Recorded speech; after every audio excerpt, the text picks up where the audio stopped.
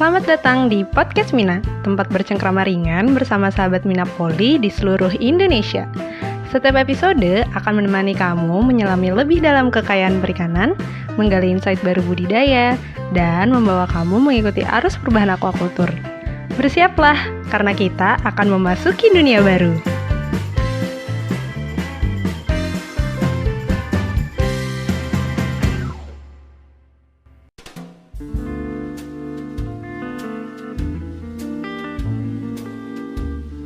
Halo sahabat Minapoli, saya Larasati sebagai host Podcast Mina.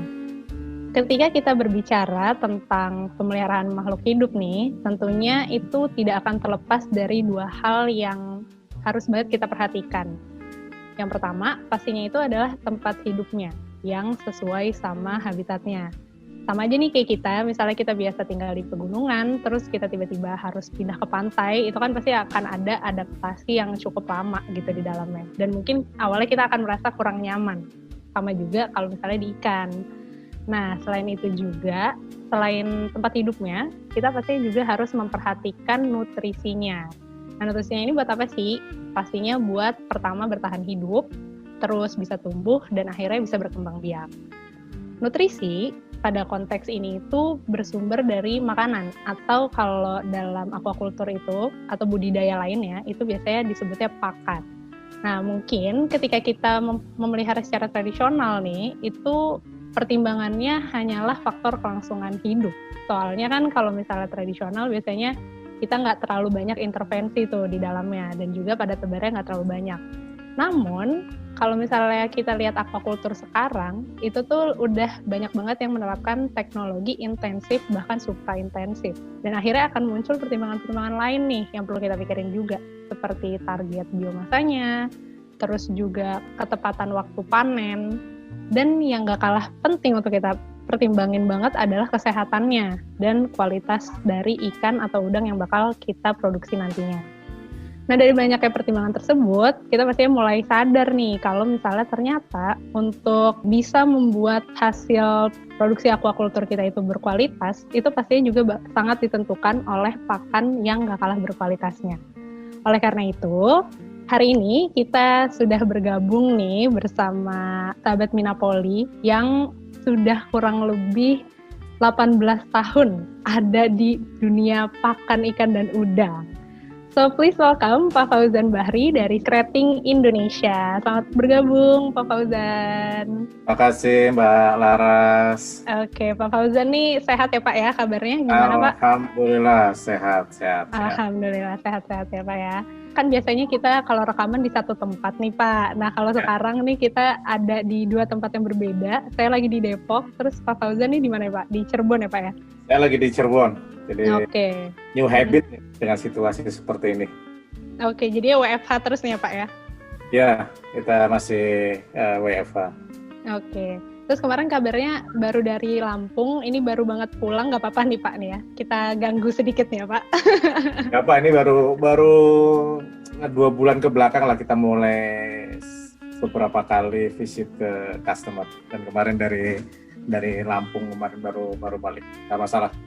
Oke, semoga selalu dalam keadaan sehat nih ya Pak ya di tengah pandemi ini. Amin. Semoga kita semua sehat dan segera kita dijauhkan dari wabah ini dan segera diangkat wabah ini. Amin. Oke Pak Fauzan, jadi hari ini kita bakal bercengkrama soal pakan ikan nih ya Pak ya. Tapi along the way kita juga bakal bahas sisi lain dari pakan ikan yang mungkin akan merubah perspektif tentang aquaculture secara keseluruhan nih Pak. Jadi mungkin kita bakal kenalan sedikit dulu nih ya Pak tentang boleh. Pak Fauzan ini. Jadi kan udah 18 tahun ya Pak, 18 tahun 20 itu. tahun. Oh 20 tahun, oke 20 tahun itu saya umur sekarang 23 Pak. Berarti dari saya umur 3 tahun, Pak Fauzan udah masuk ke dunia makan ikan nih Pak. Nah, kan aquaculture sendiri ini kan sebetulnya luas banget ya Pak. Aspek-aspeknya ada dari kualitas air, ada dari kesehatan, dan salah satunya juga pakan ikan. Nah, kenapa sih Pak akhirnya memutuskan untuk mendalami pakan ikan ini? Apa yang menarik dari pakan ikan atau nutrisi? Mbak Laras, berarti lulus SMA tahun berapa ya? Lulus SMA 2015. 2015 ya. Generasi milenial lah ya. Iya, masih termasuk milenial. Saya itu lulus SMA tahun 96. Waduh, saya belum lahir bahkan, Pak. 96 artinya situasi yang sangat berbeda dengan sekarang ya. Kalau sekarang pastinya sudah memiliki keinginan yang kuat, mau kemana, mau sekolah apa gitu. 96 itu hampir sebagian besar, saya termasuk orang yang umum gitu nih ya, belum punya tuh cita-cita awal mau masuk ke perikanan, aquaculture, mau masuk ke bidang pakan, belum ada. Jadi mengalir, lulus SMA, kemudian daftar perguruan tinggi, kemudian masuk ke IPB, diterima perikanan, ya udah masuk perikanan kan gitu nih ya kan. Oh, oke. Lahir daerah pegunungan, jadi nggak kenal namanya itu laut, tahu-tahunya cuma padi gitu ya. Jadi belum di awal belum ada ketertarikan sama sekali, artinya saya mau masuk ke aquaculture, saya mau kerja di bidang pakan, belum. Jadi mengalir, sekolah, kemudian masuk IPB, ambil jurusan MSP, kemudian jadi perikanan, kemudian ya ada peluang masuk ke perusahaan di bidang nutrisi, jadi coba gitu Pak Laras. Oke, yang bikin betah selama di nutrisi itu apa sih Pak? Apakah karena inovasinya ternyata sangat berpengaruh langsung ke ikannya atau ada hal lain gitu? Yang bikin betah kita banyak bertemu dengan orang. Yang pertama sebenarnya saya cukup senang, artinya kuliah di IPB, ambil Fakultas Perikanan, kemudian bisa bekerja di bidang perikanan, tidak keluar secara jauh dari bidang yang kita belajar. Jadi kita senang bertemu dengan para teman-teman aquakulturis gitu ininya, dan di situ juga banyak bukan dari tahun ke tahun, dari bulan ke bulan juga banyak perubahan, dinamisasinya sangat tinggi sekali di aquaculture ini. Oke. Nah, ngomongin tentang tadi betapa dinamisnya perubahan di bidang aquaculture sendiri, saya mau tahu dong Pak, dulu bedanya dari tahun 2000-an awal sampai 20 tahun kemudian nih sekarang ini, perbedaan atau perubahan yang terjadi selama 20 tahun itu tuh apa aja sih Pak? Saya ambil contoh udang lah ya, karena masuk ke banyak di nutrisi udang dari tahun 2000 sampai sekarang, artinya 20 tahun sudah berjalan. Ada pergeseran. Pertama dari udangnya sendiri. Dulu kita melihara udang windu, kemudian sekarang sudah udang faname, kemudian sudah ada lobster juga. Jadi ada pergeseran komoditas yang dibudidayakan. Ini terkait dengan perubahan-perubahan yang terjadi secara alam juga, artinya baik itu perubahan dari sisi alam maupun dari perubahan teknologi. Jadi windu, kemudian sekarang faname, tentunya perubahan ini kan memberikan hal yang lebih baik ya. Ya, produktivitas dari windu misalnya cuma 3 ton per hektar, ini dari ke faname bisa 15 ton, bisa 20 ton. Artinya di situ sentuhan teknologi sudah masuk di bidang perudangan. Oke. Terus kalau di perudangan sendiri itu tuh penerapan teknologi itu tuh masuknya mulai tahun berapa sih Pak? Yang paling drastis sebenarnya sejak tahun 2004 sudah mulai masuk ya, sejak pergeseran dari monodon ke faname. Ini karena faname ini kan sudah genetic improvement ya. Oke. Sudah mengikuti kayak teknologi ayam.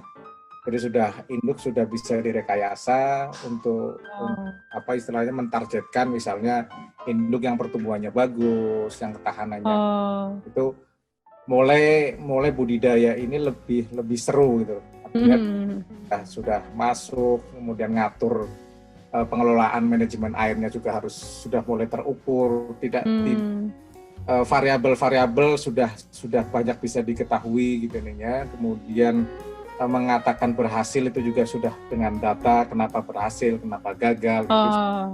Sudah mulai dari situ. Sampai sekarang tiap waktunya berubah gitu ya, karena mengikut perubahan alam juga. Nah, lingkungan juga berubah, kemudian sistem juga harus mengikuti perubahan-perubahan lingkungan. Oke, berarti bisa dibilang cukup awal ya Pak di Indonesia ini 2004 udah masuk teknologi-teknologi itu. Ya, sejak Faname muncul lah, artinya teknologi di bidang budidaya udang terutama ya, cukup advance lah sekarang udah. Terus baru diceritain nggak nih Pak, selama berada di bidang pakan, suka dukanya tuh seperti apa sih Pak? Yang sukanya banget apa, yang dukanya banget apa Pak? Tidak hanya artinya di pakan, di bidang marketing gitu ya. Karena kita sifatnya mobile gitu, dukanya pasti kan sering jauh dari keluarga kan gitu. Oh, oke. Traveling, dan kemudian dukanya itu sebenarnya kalau kita melihat customer itu tidak berhasil. Oh iya. Berarti pernah ada ya Pak ya? Banyak, artinya sering terjadi juga, misalnya customer gagal. Gagalnya ini kan banyak faktor, tapi kan kita ikut terlibat di situ juga sebagai supplier pakan gitu. Kalau sukanya ya bertemu dengan banyak orang, kemudian mengikuti fluktuasi, mengikuti dinamisasinya budidaya udang maupun ikan gitu nih. Oke, kan tahun ini nih tahun yang bisa dibilang berarti cukup duka ya Pak ya, atau duka banget karena kita ada di tengah-tengah pandemi ini. Nah, dari pakan sendiri nih mengalami juga nggak sih Pak kesulitan-kesulitan ketika lagi pandemi ini? Pastinya situasi ini kan dialami oleh semua bidang, semua orang gitu nih ya. Tapi ini menjadi tantangan tersendiri juga buat kita semua. Artinya bagaimana kita bisa bergerak tetap mengikuti situasi yang ada sekarang kan gitu nih. Alhamdulillahnya karena kita di bidang perikanan, artinya ini kebutuhan pokok, jadi tidak begitu berefek akibat pandemi ini, cuma sesaat saja, artinya di awal-awal karena mungkin ini ya istilahnya shock kondisi yang awal, jadi orang kaget segala macam, tapi hanya sekitar 1 bulan lah, misalnya kayak di udang ada panic selling gitu nih ya kan, karena itu juga terjadi ya Pak ya? Terjadi juga, cuma setelah bulan kedua sudah kembali mengikuti kondisi yang ada, kemudian situasinya sudah kategori normal lah untuk sekarang. Walaupun memang tantangannya tetap ada, tantangannya ya suplai misalnya bahan baku, kemudian masalah kita pengiriman, ada faktor-faktor pembatas tentunya. Kemudian traveling juga tidak bisa terus-menerus, kita tidak bisa bisa visit customer karena customer masih lockdown mikro lah gitu ya. Belum bisa visit customer. Tapi so far sih dengan kondisi pandemi untuk aquaculture ya, untuk udang, ikan cukup bagus. Hanya mungkin yang berat di ikan laut. Oke. Di ikan laut itu kenapa Pak? Karena aksesnya kah atau? Karena aksesnya, kan ikan laut ini marketnya akan ekspor ya, live fish, kemudian fresh fish. Ini kan terkait dengan logistik. Kan misalnya dari Bali atau dari Surabaya untuk ke internasional kan terbatas. Jadi tantangannya di situ ini. Terus kemudian mungkin kan kayak tadi Pak Fauzan juga mention kesulitan di visit customer, sedangkan kan ketika kita sangat butuh gitu untuk lihat langsung kan keadaan di lapangan itu seperti apa. Nah saat itu penanggulangannya itu gimana Pak? Komunikasi tetap berjalan ya, artinya kita bisa by call, kadang kita juga bisa mengadakan Zoom meeting atau Skype meeting dengan customer.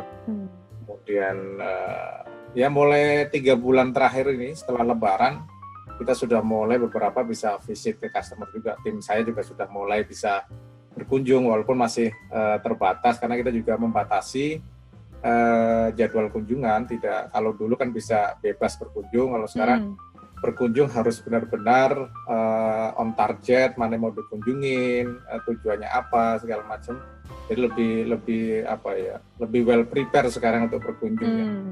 Juga harus jaga kondisi tim juga, jangan sampai di tengah pandemi ini malah nanti bisa muncul klaster baru kan gitu. Iya.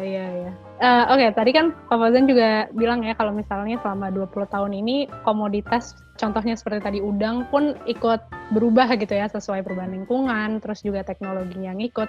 Nah, berarti bisa dibilang nggak sih Pak kalau misalnya perkembangan pakan pun mengikuti perkembangan si komoditas-komoditas ini? Pastinya, artinya dengan kondisi dengan pergeseran atau perkembangan di dunia aquaculture, udang, ikan itu nutrisi tentunya akan mengikuti dengan perkembangan yang ada. Artinya dari monodon, kemudian ke faname, kemudian perkembangan dari ikan tawar misalnya dengan genetik, pertumbuhannya lebih cepat, kemudian ikan laut pun sama juga.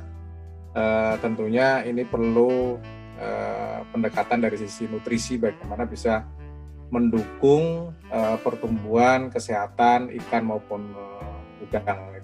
Terus kalau misalnya kita mau beli pakan, itu pakan yang berkualitas tuh apa aja sih isinya kayak gitu? Pastinya dari sisi pertama fisik ya. Kalau misalnya pakan kan kita itu kan beda dengan budidaya di darat. Jadi kita memberikan makan di piring nggak habis ya kelihatan kan gitu kan? Iya betul. Nggak kelihatan kan kita kan istilahnya nyemplungin pakan kan di air. Kalau aquaculture kan gitu ya kan. Jadi kita tidak tahu pakan itu habis atau tidak gitu ya kan, atau pakan itu pecah atau tidak. Jadi secara fisik pakan harus bagus, baik dari kita sebut misalnya kestabilan di air, water stability juga harus bagus. Secara fisik juga ukurannya juga seragam, itu baru dari sisi fisik. Kemudian dari sisi nutrisi juga pastinya harus dilihat juga, harus dianalisa, misalnya dari sisi protein, kemudian fat untuk udang, untuk ikan, kemudian ikan laut.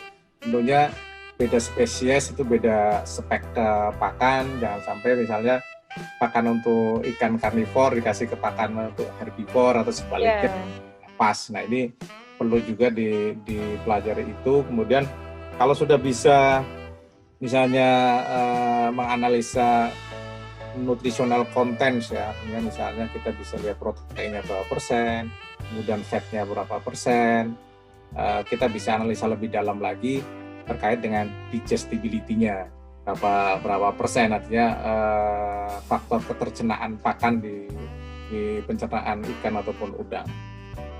Oke. Ada nggak sih Pak perbedaan mendasar antara pakan yang dikasih ke komoditas air laut, payau ataupun tawar? Atau justru lebih diperhatiin apakah dia jenis karnivor, omnivor, herbivor kayak gitu? Lebih jenis ke arah jenis ikannya ya. Misalnya kalau kita lihat pakan ikan laut itu karnivor membutuhkan protein yang jauh lebih tinggi dengan ikan-ikan tawar gitu ya. Kemudian fatnya kalau dari sisi kita secreting fatnya juga lebih tinggi karena untuk sumber energi ikan, karena ikan laut itu kan peliharanya di keramba, tantak di lautnya lebih kuat, beda dengan air tawar yang misalnya atau di danau itu kan ombaknya nggak besar. Kalau di laut kan lebih besar, artinya tantangannya lebih banyak. Tergantung banyak lebih spesies Mbak, artinya misalnya udang dengan ikan laut, kakap atau kerapu, kemudian dan ikan tawar, lele, nila, mas juga beda spek lah ini. Oke, terus kan tadi Bapak bilang ya kalau misalnya dalam pakan ini ada banyak juga kandungan-kandungan yang kayak protein, tadi fat dan lain-lainnya gitu, ada mungkin vitamin atau apa segala macam. Kan mungkin logikanya ketika kita ngasih pakan nih ke air, pasti kan kandungan-kandungan ini akan leach atau keluar ya Pak. Maksudnya bakal bercampur juga dengan air sebelum dimakan sama si ikannya itu sendiri. Nah, ini tuh ada kemungkinan juga berarti dia jadi bahan pencemar kan Pak untuk airnya itu sendiri. Nah gimana sih Pak cara meminimalisir itu atau bahkan mungkin bisa menghilangkannya sama sekali gitu? Kalau menghilangkan sih tidak untuk sekarang, nggak tahu nanti teknologi ke depan ya. Untuk sekarang sih tadi kalau kita ngasih makan ayam itu kan lebih jelas ya, kita kasih dimakan setengahnya kita ambil lagi kan gitu ya.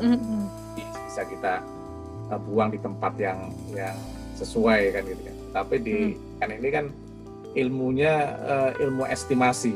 Iya betul. Kira-kira gitu nih. Ilmu kira-kira ikan saya atau udang saya di kolam kayaknya ada sekian ekor nih, sekian. Kemudian kita hitung pakannya sekian, saya kasih sekian gitu kan. Kalau di darat ketahuan kan gitu. Ini kan kita masukkan ke dalam air, satu faktor leaching ada, faktor terlarut di air, kemudian faktor tidak dimakan itu ada, ya kan? Banyak literatur yang menyatakan berapa persen yang makan itu ada gitu ya. Dari sisi pakan tentunya bagaimana membuat pakan yang kekuatan kestabilan di air cukup tinggi, water stability-nya gitu yang kita sebut. Nah, kan water stability pakan di air bisa 2 jam, artinya selama 2 jam pakan itu tidak hancur. Jadi memberikan pakan pada ikan selama 2 jam masih bisa mengkonsumsi kan. Beda dengan kalau misalnya water stability-nya jelek, pakan baru dimasukkan ke air 5 menit sudah pecah gitu. Artinya ikan belum makan, pakannya sudah pecah. Artinya bagaimana kita meminimalisir pakan yang terbuang di air, kuncinya di situ nih ya. Terus ada nggak sih Pak standar water stability yang bisa dibilang baik atau berkualitas gitu? Kita misalnya ambil contoh udang minimal 2 jam water stability-nya kan gitu ya. Ya selama 2 jam pakan pelet di air itu tidak rusak, tidak hancur gitu. Ini patokan udang. Udang lebih sulit karena pola makannya kan berbeda dengan ikan. Kan kita cemplungin langsung dimakan. Kalau udang kan dipegang, dikerikitin dulu kan gitu nih. Iya. Makannya lebih rendah dibandingkan dengan ikan gitu nih. Oke. Terus pertanyaan selanjutnya mungkin ini agak polos ya Pak ya, tapi saya beneran penasaran nih. Ini bisa nggak? Mungkin sahabat Minapoli di luar ada yang mempertanyakan ini gitu. Kan bisa dibilang untuk biaya pakan sendiri kan cukup tinggi ya Pak di produksi aquaculture ini. Nah, itu kan ada kemungkinan karena kita frekuensi pemberian pakannya yang memang sering gitu. Nah, mungkin nggak sih Pak, kalau misalnya kita mengurangi frekuensi pemberian pakan ini, tapi dengan mengganti pakan dengan nutrisi yang bisa mengcover itu gitu. Jadi misalnya kita ngasih makan biasanya 4 kali dengan mengganti dengan pakan yang nutrisinya lebih tinggi atau lebih baik, terus kayak kita kasih 2 kali aja gitu. Itu mungkin itu bisa atau enggak? Jadi Mbak Laras coba ini ya menganalogikan dengan tentara yang lagi keluar angkasa gitu ya. Jadi bawa makanannya dalam bentuk kapsul gitu, sekali makan sudah bisa kenyang selama sehari misalnya. Saya belum tahu ke depan apakah akan seperti itu atau tidak gitu ya. Tapi untuk sekarang kenapa kita memberikan frekuensi lebih banyak, katakan misalnya 4-6 kali pakan per hari, itu sebenarnya dalam rangka mengurangi ketercemaran air, kemudian kedua adalah memberikan kesempatan bahwa ikan itu bisa atau udang bisa makan semua pakan yang kita berikan. Tetap sama ya, katakan misalnya kita standarnya 2% per biomas gitu per hari, artinya berarti katakan pakannya 10 kilo, kita kasihkan cuma 2 kali berarti kan 5 kilo. 5 kilo bisa jadi kan tidak habis ya kan? Jadi makanya frekuensi diperbanyak, artinya kita memberikan pakan sesuai dengan kemampuan ikan atau udang itu makan. Jadi untuk kalau polanya berpikir lebih simpel, gimana kalau misalnya pakan 10 kilo dimasukkan sekali aja kan? Iya. Akan memberikan efek yang sangat besar, sangat negatif gitu ya. Nanti pakan yang dikonsumsi sedikit, pakan di kolamnya akan banyak kan gitu. Oke. Jadinya airnya jadi lebih tercemar gitu ya. Betul. Jadi sekarang konsep frekuensi ini kan untuk lebih efektif dan lebih efektif ya. Artinya kita 10 kilo dibagi 5 berarti kan 2 kilo katakan per 2 jam atau per 3 jam gitu. Jadi pakan bisa terkonsumsi secara maksimal, secara optimal oleh ikan maupun udang. Nah, terus nih Pak, kan tadi kita udah ngomongin kayak kandungan pakannya, terus juga bisa dibilang manajemen pemberian pakannya. Nah, kita kan juga perlu memperhatikan penyimpanan pakannya, karena kan pakan ini bisa jamuran, jadinya nggak bisa dipakai gitu kan. Cara penyimpanan pakan yang baik tuh harusnya seperti apa sih, Pak? Tergantung, ada dua jenis penyimpanan, artinya bisa di suhu ruang kering atau harus di suhu dingin. Pakan-pakan pembesaran itu cukup di suhu ruang yang tertutup, tidak kena sinar matahari, kering, jadi untuk menghindari kelembaban. Kemudian kalau untuk pakan-pakan yang hatchery, pembenihan, itu harus di tempat yang dingin karena kualitas pakannya jauh lebih sensitif ya. Apalagi kalau misalnya kita pakan Artemia itu harus di cold storage gitu ya, di tempat yang benar suhunya katakan 4 derajat gitu ya. Oh, terus saya juga pernah dengar nih Pak, kan jenis pakan ini ada banyak. Salah satunya itu ada yang namanya functional feed atau yang dibuat untuk tujuan tertentu. Nah, boleh dijelasin nggak sih Pak konsep atau mungkin perbedaannya functional feed sama pakan buatan biasa tuh apa? Mungkin kita ini, Mbak Laras, kita berangkat dari dasar kenapa ada functional feed. Oke, ya. Boleh. Jadi kan functional feed itu kan pakan yang memiliki fungsi khusus. Jadi di atas fungsi standar pakan. Kalau standar pakan itu kan katakan untuk mencukupi kebutuhan dasar ikan atau udang, untuk hidup, untuk tumbuh, gitu kan. Kemudian kenapa muncul functional feed? Karena ada permasalahan misalnya yang dihadapi oleh ikan atau udang, penyakit atau masalah secara internal ikan, pencernaan. Karena ikan udang ini hidupnya di air kan nggak mungkin misalnya dia ada luka kita kasih betadine gitu kan? Iya. Yeah. Kita ada masalah di insang, kita lihat insangnya kan nggak mungkin. Muncullah bagaimana memberikan tambahan nutrisi yang memiliki fungsi khusus. Fungsi khusus ini bisa macam-macam, bisa satu berfungsi untuk meningkatkan sistem pencernaan, dua bisa memberikan fungsi untuk menambah sistem kekebalan ikan maupun udang, ketiga bisa juga untuk mengurangi mikrobial bakteri yang ada di tubuh udang atau ikan. Pakan functional feed itu artinya menambahkan ingredient tertentu ke dalam pakan standar yang bisa memberikan fungsi khusus terhadap ikan maupun udang. Di situ dasar munculnya kita sebut functional feed. Pengaplikasian dari functional feed ini apakah memang bisa dipakai secara terus-menerus atau periodikal aja nih Pak digunakannya? Secara teorinya periodikal gitu ya. Kalau untuk misalnya kita sifatnya untuk memberikan kekebalan. Kenapa harus lewat pakan? Karena misalnya udang tidak memiliki sistem tidak bisa kita kasih vaksin karena dia tidak punya memori untuk menyimpan gitu kan. Pemakaiannya secara dasarnya sebenarnya tidak terus-menerus. Artinya kita bisa pakai seminggu full pakai, kemudian seminggu 2 minggu libur, atau dengan kondisi-kondisi khusus. Misalnya ada perubahan cuaca, sebelum ada perubahan cuaca kita kasih itu. Seperti sama dengan kita lah Mbak Laras. Kita udah ngerasa kayaknya minggu besok kayaknya musim hujan ya. Iya. Yeah. Nambah minum vitamin kan gitu. Vitamin, ya. Banyak kan gitu ya. Nah, nanti setelah minum itu kita bisa lebih bertahan. Kurang lebihnya secara logikanya functional feed ke sana. Walaupun misalnya kita bisa memberikan terus-menerus tergantung kondisi. Artinya kalau memang tantangannya berat, lingkungan atau penyakit, kita bisa terus-menerus sampai di titik si udang atau ikan bisa menyesuaikan kondisi yang ada. Oke.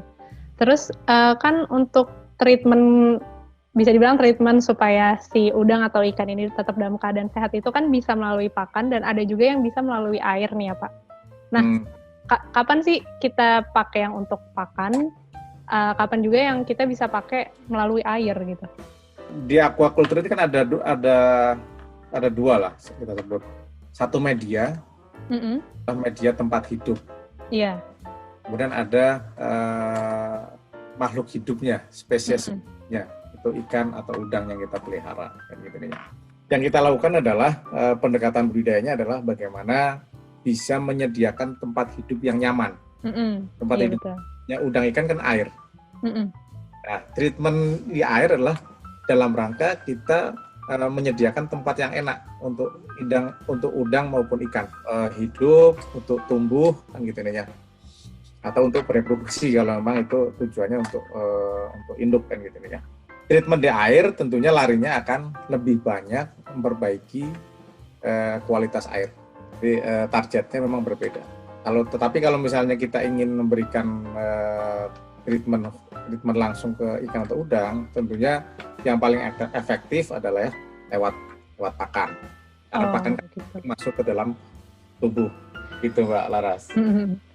Ya, jadi kemudian nih Pak, saya kan juga melihat nih di beberapa artikel banyak dibahas juga mengenai alternatif bahan baku nih Pak. Saya juga dulu belajar gitu, ada banyak banget alternatif bahan baku. Nah, sebetulnya mungkin pertanyaannya mirip seperti functional feed. Tujuannya atau kenapa sih awalnya orang membuat alternatif bahan baku? Apakah karena bahan baku yang biasa dipakai mulai habis, atau alternatif ini bisa lebih hemat, atau bisa juga karena lebih tidak mencemari lingkungan, atau seperti apa? Ya, artinya teknologi pakan kan berkembang. Ya, berkembang, kemudian teknologi budidaya juga berkembang mengikuti perkembangan jumlah manusia di alam ini, di bumi ini kan gitu ya. Dulu mungkin budidaya masih sedikit karena jumlah penduduk masih sedikit kan gitu. Iya. Ya, Mbak Laras pasti tahu lah, anak milenial berapa tingkat kelahiran penduduk di dunia per hari kan gitu ya. Kita sudah akan berapa miliar nanti di tahun 2050 kan sudah bisa. Aduh, saya udah nggak tahu tinggal di mana tuh Pak. Penuh banget kayaknya bumi. Kita memprediksi itu. Artinya makin banyak nutrisi yang dibutuhkan. Kemudian budidaya menjadi salah satu solusi untuk sumber nutrisi manusia di bumi ini sampai 2050 atau nanti sampai kiamat, kita belum tahu kapan ininya. Budidaya pasti membutuhkan pakan. Dengan jumlah budidaya meningkat, pakan pun meningkat. Ini terkait dengan raw material kan. Raw materialnya berkembang juga. Dulu mungkin kita bicaranya fish meal menjadi raw material pokok. Ya kan. Tepung ikan itu dari mana? Tepung ikan dari tangkapan laut gitu. Dengan kebutuhannya makin banyak, artinya kita sudah berpikir terkait dengan sustainability. Lanjut atau tidak kan gitu ya kan. Kita produksi terus-menerus, ikannya mencukupi atau tidak. Jadi kan konsep ikan makan ikan kan gitu ya kan. Iya, betul. Kita mengurangi itu. Hanya alternatif raw material. Misalnya bagaimana bisa mengurangi fish meal dari misalnya 30% menjadi 15% atau menjadi 10% atau bahkan menjadi 0%. Oke. Contohnya kayak skretting. Yang produksi pakan ikan salmon. Ikan salmon dulu membutuhkan fish meal tepung ikan yang sangat banyak. Tapi sekarang kita bisa memproduksi pakan salmon dengan 0 fish meal. Artinya mengganti yang tidak mempengaruhi kualitas dari pakan. Itu kan kuncinya kan situ. Dan pengganti banyak, tetapi apakah bisa secara kualitas sama atau tidak kan itu kuncinya di situ. Bagaimana mencari bahan pengganti. Hanya sekarang ke sana karena kita sudah berpikir terkait dengan sustainability. Iya. Terus kalau misalnya kayak bahan alternatif yang sekarang banyak berkembang, itu tuh apa sih Pak? Sekarang yang lagi berkembang kan plant basis ya, artinya dari tumbuhan, soybean, kemudian dari nutrisi protein yang dari sumber plankton di laut. Kemudian ada juga di Indonesia bicara maggot kan gitu kan. Banyak bahan-bahan pengganti tentunya, apalagi di Indonesia sangat banyak sekali raw material. Makanya kan ya quantity dan quality itu yang menjadi penting. Pagod mungkin bisa, tetapi apakah kuantitinya bisa mencukupi atau tidak? Nah, ini menjadi pertanyaan. Dua hal ini yang bisa terpenuhi. Kualitas oke, quantity, kemudian masalah sustainability-nya gimana? Jangan sampai kita menemukan bahan pengganti, kuantitinya sedikit, untuk sustain-nya nggak ada gitu misalnya. Nah ini yang tantangan beratnya di situ untuk mencari bahan-bahan pengganti. Boleh diceritain lagi nggak sih Pak inovasi yang mungkin kan sekarang Pak Fauzan ini kan ada di Skretting. Nah inovasi-inovasi dalam pakan yang sudah dikembangkan tuh apa aja sih Pak? Banyak di Mbak Laras Skretting ini perusahaan kita bilang nomor 1 untuk produksi pakan aquaculture di dunia ya. Oke, di dunia. Di pakan aquaculture itu lebih dari 2 juta ton per tahun. Kita produksi 2 juta, artinya boleh dibilang ya largest lah ini ya. Untuk produser pakan aquaculture. Tentunya dari 2 juta ini kita bisa memproduksi pakan untuk lebih dari 60 spesies. Itu ya. Laut dan tawar Pak? Laut, tawar, ikan, udang. Kita produksi buaya, kita masukkan dalam aquaculture juga. Di Afrika kita produksi pakan untuk buaya juga kan gitu ya. Tentunya inovasi sangat banyak sekali karena Skretting muncul di tahun 1963. Itu lama banget. 1963 itu Skretting sudah bikin pakan di Norway. Sistem budidaya tradisional salmon sampai sekarang sudah modern. Itu banyak perkembangan pakannya, baik dari sisi nutrisi, kemudian dari sisi fungsional, dari spesiesnya. Untuk saya kasih contoh untuk sekarang untuk udang saja kita produksi pakan reguler, kemudian kita ada fungsional feed, kemudian ada booster feed. Feed. Jadi karena backbone dari Skretting ini kan riset. Jadi kita sebut ARC, Aquaculture Research Center di Norway. Itu sebagai backbone-nya dari Skretting untuk mencari, mendesain, improve dari nutrisi untuk aquaculture. Baik Pak Fauzan. Nah, itu tadi sepertinya akan menjadi pertanyaan terakhir nih Pak, karena tidak terasa kita sudah mau di penghujung. Udah 30 menit ya? Ini kayaknya udah sih Pak, harusnya udah. Jangan lebih nih saya curiga. Nggak berasa ya Pak ya? Asik banget kita ngobrolnya tentang pakan hari ini. Oke, mungkin last question nih Pak. Harapan Bapak untuk aquaculture di Indonesia ke depannya seperti apa sih? Atau boleh juga ditambahin khususnya buat anak mudanya nih Pak? Untuk aquaculture Indonesia, kita memiliki sumber daya alam yang sangat melimpah, gitu ya. Memang menjadi tantangannya adalah bagaimana kita bisa memaksimalkan, bisa mengoptimalkan sumber daya yang ada untuk budidaya ikan maupun udang yang sustain. Kita harus sudah mulai bicara sustain dengan sumber daya alam yang ada, tidak serta-merta kita mengeksploitasi terus-menerus, tapi kita harus menemukan sebuah teknologi yang sifatnya adalah bisa mengedepankan sustainability gitu ya. Kemudian tentunya dengan sumber daya alam yang ada ini diperlukan SDM, sumber daya manusia. Nah ini teman-teman terutama anak muda mungkin di aquaculture dulu tidak begitu menarik, ya karena aquaculture itu pasti kan di tempat yang terpencil kan, tetapi dari sisi bisnis sebenarnya sangat menggiurkan, banyak peluang untuk menjadi entrepreneur, nilainya juga besar. Tinggal para teman-teman nih anak milenial, mungkin pesan saya waktu lulus atau saat kuliah harus sudah memantapkan diri mau ngerjain apa. PNS, mau jadi wira swasta, nah itu harus sudah dimantapkan. Kemudian setelah lulus itu benar-benar misalnya saya mau jadi aquaculturist gitu misalnya.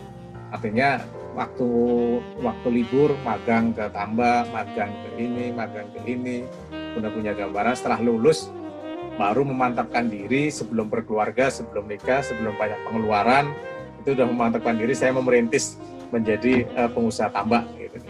Karena sekarang di era sekarang saya lihat sudah banyak teman-teman milenial yang terlibat di bidang aquaculture, termasuk Minapoli gitu kan. Iya. Sudah melirik. Mungkin kalau tidak menarik ke aquaculture, Mbak Laras akan podcastnya akan dengan selebritis kan gitu. Waduh, iya Pak, itu banyak saingan ya Pak, malah susah. Iya, Jadi kita nyari yang ini. Nah sekarang mungkin baru sekarang aja aquaculture, misalnya ada podcast, ada webinar, ada segala macam kan gitu kan. Iya betul. Banyak yang memberikan daya tarik di aquaculture. Nah sekarang mungkin milenial mulai beberapa yang tertarik dengan aquaculture. Kayak ada juga berkembang tambak milenial gitu kan ya Pak ya? Betul. Jadi tambak milenial sudah mulai muncul, artinya ke depan bisa jadi harapannya anak milenial bisa terwujud, artinya bertambak udang, tetapi di daerah kota gitu, nggak jauh. Bisa. Amin. Ruang kantornya ber-AC, gitu kan, kemudian connect dengan internet selalu kan gitu nih ya kan. Bisa terwujud kan gitu nih, dengan sentuhan anak-anak milenial yang memiliki pemikiran yang boleh dibilang sangat-sangat cerdas gitu nih, sangat memungkinkan. Karena sekarang juga petambak udang juga sudah banyak yang muda-muda kan. Iya betul. Ya sudah banyak yang tertarik dengan bisnis ini. Harapannya sangat besar. Oke, terima kasih banyak ya Pak Fauzan untuk kata-kata motivasinya nih dan juga ilmu tentang nutrisi dari pakan ikan pada hari ini. Semoga setelah ini sahabat Minapoli di luar sana nih banyak nih ya Pak yang mendapatkan pencerahan atau pemahaman baru terkait pakan ikan dan juga udang. Thank you guys for listening. My name is Larasati Puspita Dewi. Fauzan Edis Peting. See you in another episode. Goodbye. Okay. Bye.